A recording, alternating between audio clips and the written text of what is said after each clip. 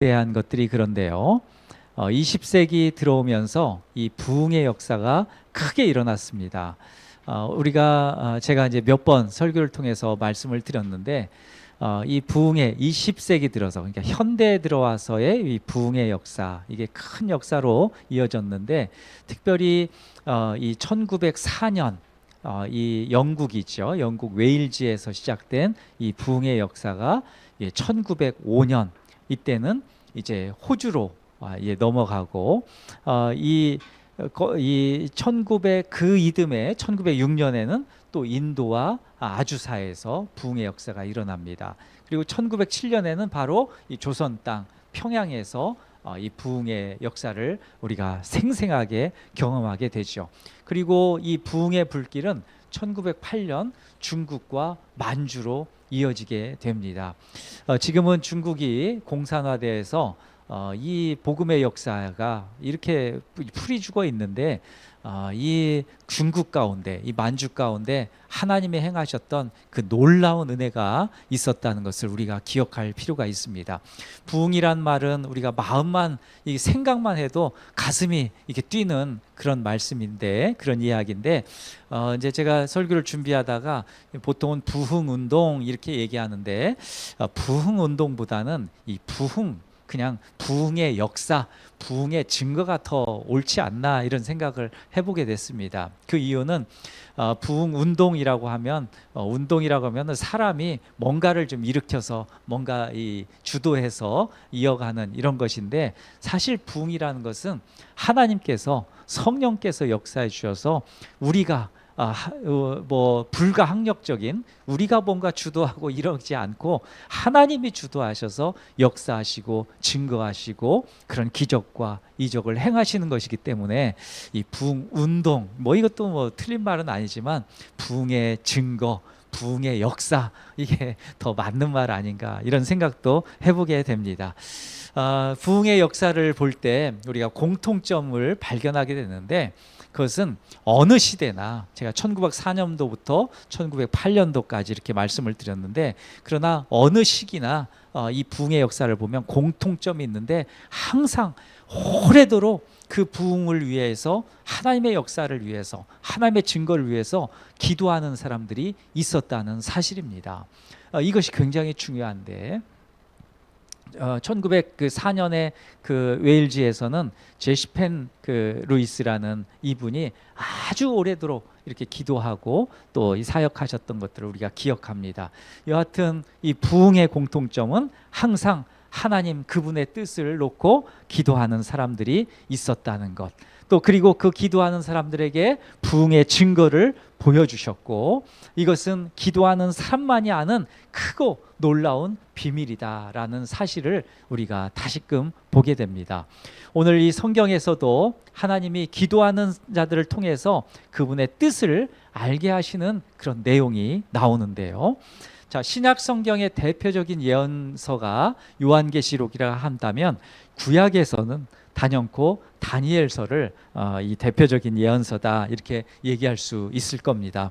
자, 요한계시록과 다니엘서, 이것은 현재와 미래에 대한 기록이라는 점에서 공통점을 갖게 됩니다. 자, 다니엘서 이 시작은 사실 슬퍼요. 이 기쁨으로 시작되는 게 아니라 슬픔으로 시작되는데, 그것이 주전 605년 이 시기에 시작되는 것으로 이렇게 이 태동이 되는데요. 그 당시 이 시대 상황을 살펴보면은 아주 급변하는 시대였음을 우리가 알게 됩니다. 이 남쪽으로는 이집트, 애굽이죠. 애굽이 있었고, 이 북쪽으로는 아시리아, 그러니까 성경 용어로 보면 아수르죠. 아수르가 이렇게 있었고, 그렇게 이제 있었는데, 아수르 왕이 그 아주 그냥 절대적 그 패권을 가졌던 아수르 왕이 죽어요. 갑자기 죽어요. 죽으면서 내란이 엄청나게 많이 일어나게 되는데요. 그때 이제 이 동편에 있었던 바벨론이 슬금슬금 일어나기 시작해요.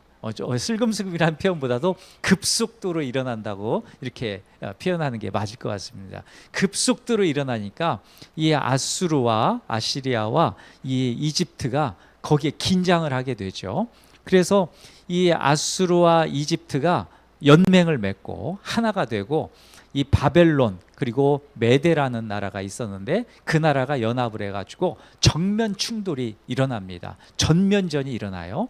그 틈바구니 가운데 이 이제 유대 민족이 그 가운데 끼어서 끼어서 왕이 셋이나 이제 갈아치우고 하나의 왕은 그 전쟁 중에 전사하기까지 합니다.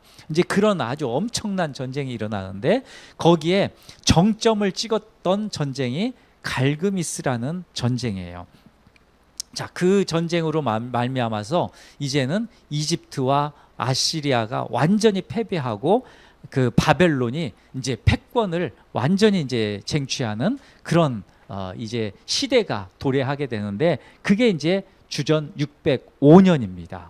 그 시대에 이제 있었던 일이 바로 이제 다니엘서 여기에서 이제 시작되는 이 시점인데 그러니까 바벨론이 완전히 패권을 다 지배하는 이 시점에 이제 유대 민족이 이제 그 남왕국만 이제 북이스라엘은 이미 망했고요. 한참 전에 망했고 남왕국만 남았는데 거기마저도 이제는 포로로 바벨론으로 끌려가죠. 그때 이제 끌려간 사람들 중에 그 특히나 이제 청소년들, 청년들 여기가 아주 이 그 많은 이제 인재들이 바벨론으로 이제 끌려가게 되는데 그 이제 일들이 이제 이 다니엘서에 기록되어 있는 것을 우리가 보게 되는데요. 자, 유대 민족이 주권이 상실되고 포로 생활을 해야 되는 슬픈 이제 현실에 빠지게 됩니다. 하나님도 침묵하시는 듯한 느낌마저 드는 이 바벨론 거대 제국의 이 시대였습니다. 그러나 신기한 일이 생겨요. 이 바벨론 거기에서 이제 제패했던 사실은 세계를 제패했다고 해도 과언이 아닙니다. 그 고대 시대에. 그런데 이제 느부갓네살 1세가 그 지금 성경에 나오는 이 다니엘서에 나오는 느부갓네살의 아버지거든요. 느부갓네살 1세. 이제 그 사람이 605년 세상을 다 제패하고 그 아들에게 바벨론을 이제 넘겨줍니다. 그게 이제 성경에 나오는 느부갓네살이고 그 실제적으로 느부갓네살 2세죠. 근데 이 느부갓네살이 왕위에 오르고 나서 2년 있다가 꿈을 꿔요. 꿈을 꾸는데 그 꿈 때문에 죽을 지경이 됩니다. 신경쇠약이 걸릴 정도로 아주 그 꿈이 굉장히 사람을 공포 가운데 엄청나게 빠져들게 하는데 잠에서 깨고 나면은 보통 이렇게 금방 잊어버리잖아요. 우리는 꿈을 꾸면 보통 개꿈이라고 그러죠. 꿈을 꾸고 그리고 조금 오래 남는 그런 꿈이 있더라도 며칠 가면 또 다 잊어버려요. 그런 꿈인데 근데 아주 생생하게 잊지 못하는 꿈들이 있죠. 그 느부갓네살 왕이 바로 그런 꿈을 꿉니다. 꿈에서 깨어나도 현실처럼 선명하게 기억되는 꿈, 그 꿈을 꾼 거죠. 근데 고대로부터 지금까지요, 그 꿈이라는 것은 하나님이 주관하신다, 어떤 신이 주관하시는 거다, 이렇게 고대인들은 믿었거든요. 이 느부갓네살도 마찬가지죠. 하나님은 이 꿈을 통해서도 말씀하십니다. 실제로 말씀하셔요. 느부갓네살을 한번 보십시오. 느부갓네살은 꿈을 꾸었지만 해석할 수 없어. 그게 무슨 뜻인지 몰라가지고 잠을 이루지 못합니다. 자, 오늘 읽었던 다니엘서 2장 1절 같이 한번 보겠습니다. 다니엘서 2장 1절 함께 읽습니다. 느부갓네살이 다스린 지 2년이 되는 해에 느부갓네살이 꿈을 꾸고 그로 말미암아 마음이 번민하여 잠을 이루지 못한지라. 아멘. 자, 어떤 꿈이길래 이렇게 잠을 이루지 못할까? 일개 그 제국을 이끄는 왕이 잠일 설친 정도의 이 꿈, 그것은 어떤 것인가? 자, 느부갓네살이 꿈을 꾼 것을 그가 재임하고 2년째 되는 해라고 그랬잖아요. 그러니까 주전 605년에 취임했으니까 아마도 한 603년 정도, 뭐 603년, 2년 뭐 요 상간일 건데, 이 주전이기 때문에 이게 숫자가 거꾸로 가요. 점점 좀 작아지면은 이 AD로 이제 가는 거, 이렇게 우리 성도님들 아시죠? 하여튼 그렇게 보시면 되는데, 여하튼 이 고대 근동에서는 왕들이 꿈을 통해서 하나님의 계시를 받는다고 이렇게 믿었습니다. 우리말 번역으로는 꿈을 꾸고 이렇게만 나와 있는데 히브리어 원문으로 보면은 꿈들이라는 복수로 나와 있어요. 그러니까 느부갓네살이 한 번 그냥 꿈을 꾸고 만 게 아니라 계속 반복적으로 꿈을 꾸고 있다. 지금 이렇게 보시면 됩니다. 이렇게 되자 느부갓네살이 이 꿈이 이 보통 꿈이 아니다. 이렇게 생각해서 갈대아에 있는 4대 지혜자들을 모두 불러 모읍니다. 4대 지혜자라고 했을 때는 2절에 나오는데요. 2절 같이 한번 읽어보겠습니다. 왕이 그의 꿈을 자기에게 알려주도록 박수와 술객과 점쟁이와 갈대아 술사를 부르라 말하매 그들이 들어가서 왕의 앞에 선지라. 아멘.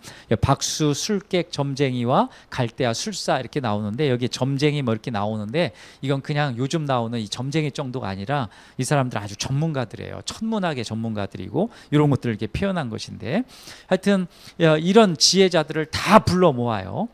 그렇게 하고 느부갓네살이 그들에게 이제 속마음을 말하기 시작합니다. 그게 이제 3절인데 3절도 함께 있습니다. 왕이 그들에게 이르되 내가 꿈을 꾸고 그 꿈을 알고자 하여 마음이 번민하도다 하니. 아멘.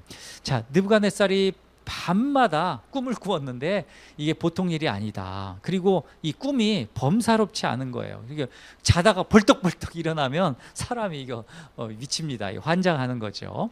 그러나 꿈에 대한 그것이 무슨 뜻인지 모르면 더 그런 것이죠. 이것 때문에 이제 번민하고 공포심마저도 이렇게 갖게 되었는데 그런데 왕이 이 4대 이 박사들을 다 모아놓고 자기의 이게 내가 꿈을 꿨는데 이게 너무나 이 무시무시하다. 근데 이것을 해석해야 된다. 그런데 이 느부갓네살이 그 4대 박사들을 모아놓고 자기 꿈의 내용을 이야기하지 않아요. 그리고 이걸 해석해내라고 그렇게 하는 겁니다. 이게 참 어떻게 보면 좀 여러 가지 충돌이 날 수 있는 것인데, 근데 여하튼 이것 때문에 사태가 굉장히 복잡해지는데 문제는 느부갓네살의 이 꿈으로 기인된 이 문제가 공포 정치로 이렇게 시작된다는 점입니다. 느부갓네살은 갈대 지혜자들을 이거 해석 못하면 모두 죽인다. 이거 해석 못하면 모두 죽인다. 이렇게 얘기해요. 그리고 이런 위협이 이 다니엘 그리고 이 세 친구에게까지 다가옵니다. 얘들도 이 어떤 지혜자들이 있는데 이 유대 민족에서 이 끌어왔던 이 지혜자가 있는데 이 다니엘 얘가 이 꿈을 해석하고 뭐 지혜가 있는 것 같다. 뭐 이렇게 이제 보고가 들어가요. 그러니까 거기도 같이 이제 포함돼 가지고 4대 박사 뿐만이 아니라 다니엘과 세 친구까지도 이제 죽을 위기에 처해는 거죠. 근데 다니엘이 그 명령을 가까스로 조금 미뤄요. 미루고 나서 좀 기다려 보십시오. 이렇게 얘기해서 좀 밀어놔요. 그런데 시간이 많지 않습니다. 문제가 해결되지 않으면 다니엘은 물론이고 세 친구까지 다 죽게 생긴 거죠.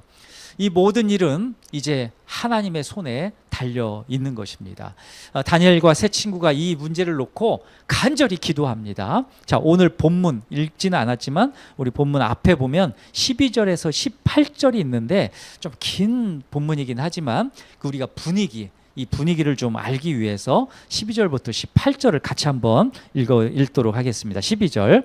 왕이 이로 말미암아 진노하고 통분하여 바벨론의 모든 지혜자들을 다 죽이라 명령하니라. 13절. 왕의 명령이 내림에 지혜자들은 죽게 되었고 다니엘과 그의 친구들도 죽이려고 찾았더라. 그때 왕이 근위대장 아리옥이 바벨론 지혜자들을 죽이러 나가매 다니엘이 명철하고 슬기로운 말로 왕의 근위대장 아리옥에게 물어 이르되 왕의 명령이 어찌 그리 급하냐 하니 아리옥이 그 일을 다니엘에게 알림해 다니엘이 들어가서 왕께 구하기를 시간을 주시면 왕에게 그 해석을 알려드리리다 하니라. 이에 다니엘이 자기 집으로 들어가서 그 친구 하나냐와 미사엘과 아사랴에게 그 일을 알리고 하늘에 계신 하나님이 이 은밀한 일에 대하여 불쌍히 여기사 다니엘과 친구들이 바벨론의 다른 지혜자들과 함께 죽임을 당하지 않게 하시기를 그들로 하여금 구하게 하니라. 아멘.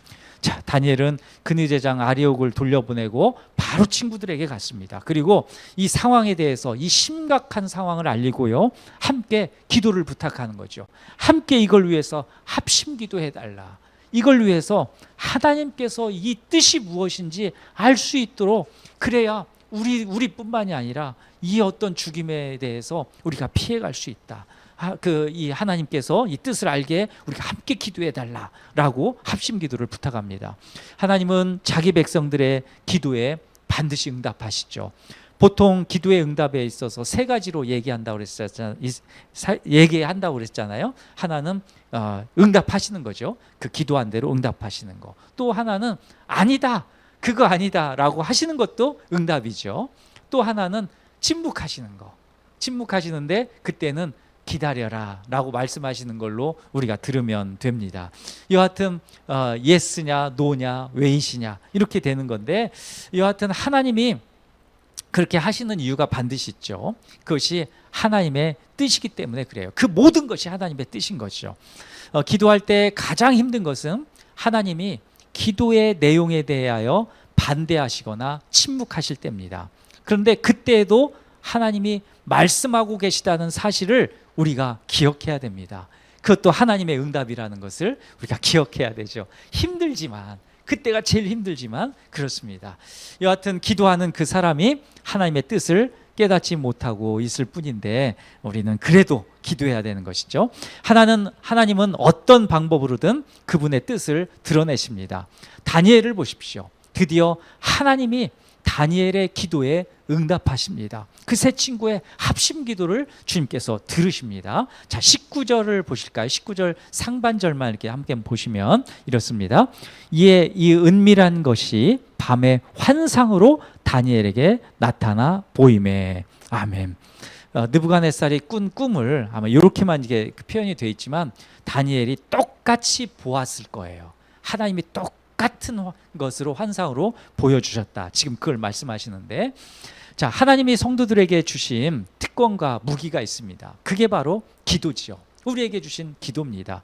하나님은 기도를 통해서 우리들에게, 그리스도인들에게, 성도들에게, 하나님의 백성들에게 크고 은밀한 것을 알게 하십니다. 우리 올해 한 해 암송하면서 붙잡고 있는 말씀이 예레미야 33장 3절이죠. 크고 은밀한 것을 내게 보이리라 말씀하셨던, 그게 바로 지금 다니엘서 2장 요 말씀과 연결되는 말씀이에요. 크고 은밀한 것, 개역 한글판에는 크고 비밀한 것 이렇게 번역을 했는데, 그게 이제 흠정역 킹 제임스 버전은 크고 강력한 것, 크고 강력한 것 이렇게 이제 번역을 했는데 하여튼 다 동일한 의미인데요. 자, 크고 은밀한 것, 크고 비밀한 것을 알게 하십니다. 자, 오늘 본문에서 주목하게 되는 표현들이 있는데 19절에서 23절에 보면은, 자, 19절에 보면 보임에라는 표현이 있어요. 보임에. 그리고 21절에 보면 주시고 주시는도다 이렇게 이제 이런 표현이 있고, 22절을 보면 나타내시고 이런 표현이 있어요.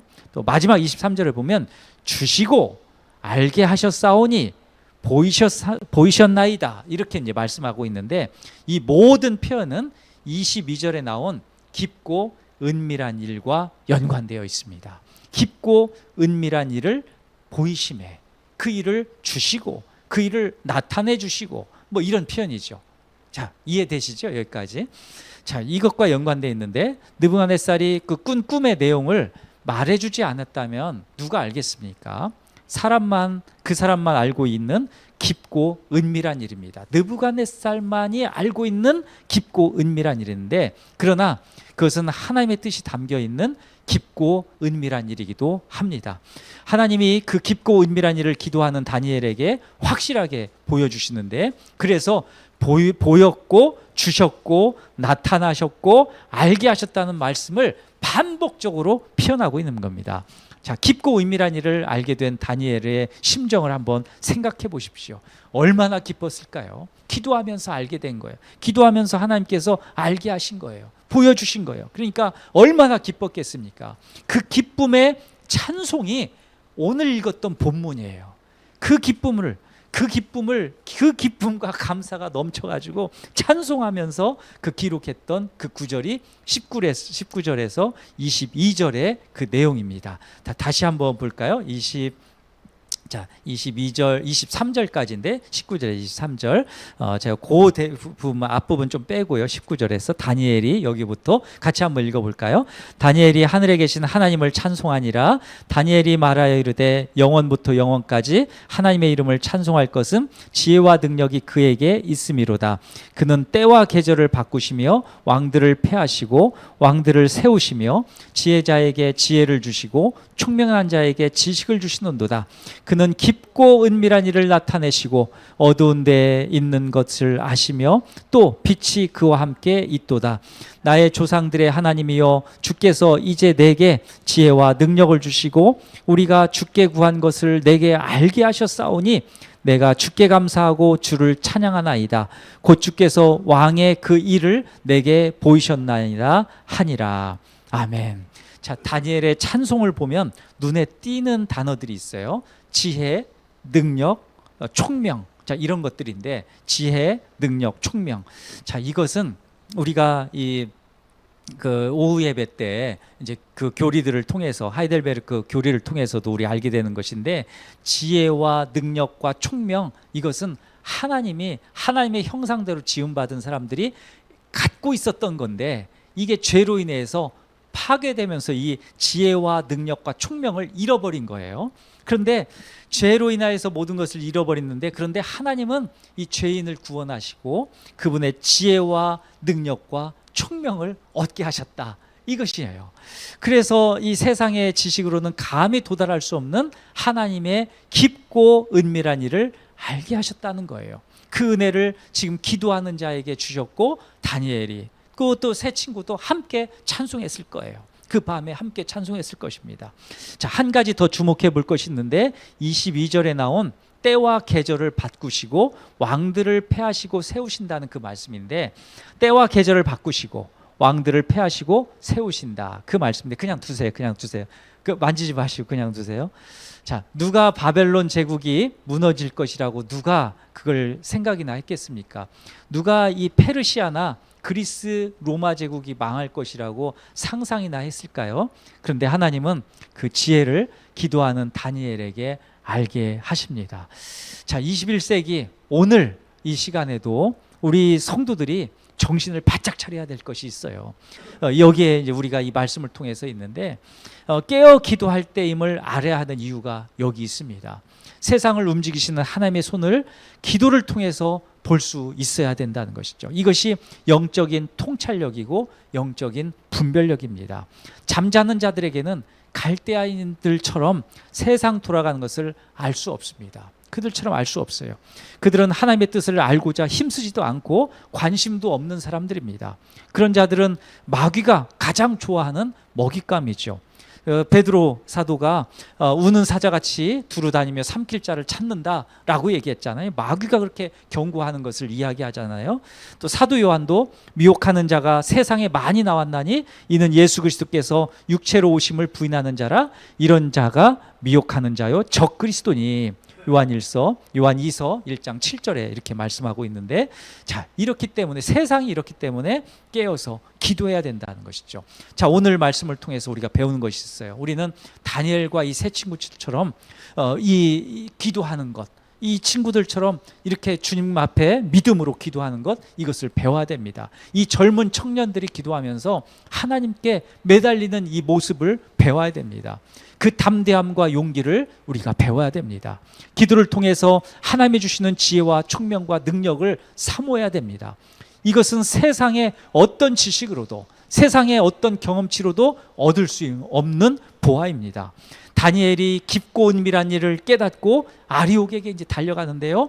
왕께 그 해석을 알려드리겠다고 합니다. 아리옥은 다니엘을 보면서 뭔가 모를 엄청난 힘을 느꼈을 거예요. 마지막 24절인데 이렇게 말씀합니다. 이에 다니엘은 왕이 바벨론 지혜자들을 죽이라 명령한 아리옥에게로 가서 그에게 이같이 이르되 바벨론 지혜자들을 죽이지 말고 나를 왕의 앞으로 인도하라. 그리하면 내가 그 해석을 왕께 알려드리리라 하니. 아멘. 얼마나 강하고 담대한 말씀입니까? 나를 왕께 인도하라. 그러면 내가 그 해석을 왕께 알려드리겠다. 이 엄청난 이 사실입니다. 이게 지금 자기 나라 빼앗기고 주권도 빼앗기고 외국에 가서 이 지금 그 식민지 생활하면서 종살이하면서 있는 그 삶의 시대 가운데도 하나님이 기도하는 자 가운데 역사하셔서 크고 은밀한 일, 세상을 움직이는 것을 알게 하시고 그 총명을 지혜와 총명과 능력을 주시고 그 천하를 움직이는 느부갓네살 왕 거기로 나를 데려가라. 내가 하나님의 그 일을 말하겠노라. 이렇게 얘기하는 거 아니겠습니까? 이런 담대함이 우리 가운데도 있기를 간절히 바랍니다. 기도하는 자들에게 하나님께서 이런 담대함을 주십니다. 크고 은밀한 일을 주님께서 알려주십니다. 주님께서 우리에게 이 새로운 한 해를 또 시작하게 하시고 예레미야 33장 3절을 주셨는데 크고 은밀한 일을 내게 보이리라, 크고 비밀한 일을 내게 보이리라고 말씀하셨고 흠정역에서는 크고 강력한 것을 내가 너에게 보이리라고 하셨는데 크고 은밀하고 비밀한 일은 그거죠. 느부갓네살 왕만이 알고 있었던 것을 주님께서 알게 하신 것이죠. 세상 돌아가는 것을 알게 하신 거죠. 근데 흠정역 킹제임스 버전의 크고 은밀한 일, 이 mighty things라고 그랬잖아요. 그런 것도 의미가 있어요. 왜냐하면 하나님께서 행하시는 일, 이거 느부갓네살 왕 내리고 이 바벨론도 얼마 못 가거든요. 얼마 못 가는데 그것을 말씀하신 거죠. 크고 강력한 일이라는 것은 세계 패권을 쥐고 있는 것, 그들이 자기들이 뭐 곧 하나님처럼 그렇게 살고 있는데 그거 아니다. 내가 크고 강력한 일을 보여주겠다. 그 모든 패권을 잡은 그 악한 그 권세들, 그걸 내가 완전하게 강력하게 그 모든 것들을 밀어내고 하나님의 뜻을 세우겠다. 하나님의 영광을 세우겠다. 그 말씀 아니겠어요? 그러니까 크고 강력한 일을 보이시는 거죠. 우리 성도님들, 우리가 함께 기도하는데 우리 용기를 가지십시다. 하나님께서 우리에게 크고 은밀한 일도 보이실 것이며 크고 강력한 일도 우리에게 보이실 것을 믿습니다. 우리가 그 믿음을 가지고 이렇게 함께 걸어나가시는 우리 모두가 되시기를 간절히 축복합니다. 특별히 우리 나라 민족 위해서도 함께 기도해 주십시오. 절체절명의 위기에 있는데 우리 함께 기도해 주시면서 주님, 우리에게 크고 비밀한 일을 알게 하시며 크고 강력한 일을 알게 하시고 또 주님께서 우리 나라 민족 가운데 그 일을 행해 주시옵소서. 우리 한국교회 가운데 그 일을 행해 주시옵소서. 우리 세봄 커뮤니티 교회 가운데 하나님께서 크고 은밀한 일, 크고 강력한 일을 행해 주시옵소서. 우리 가정과 가문 가운데, 삶의 터전 가운데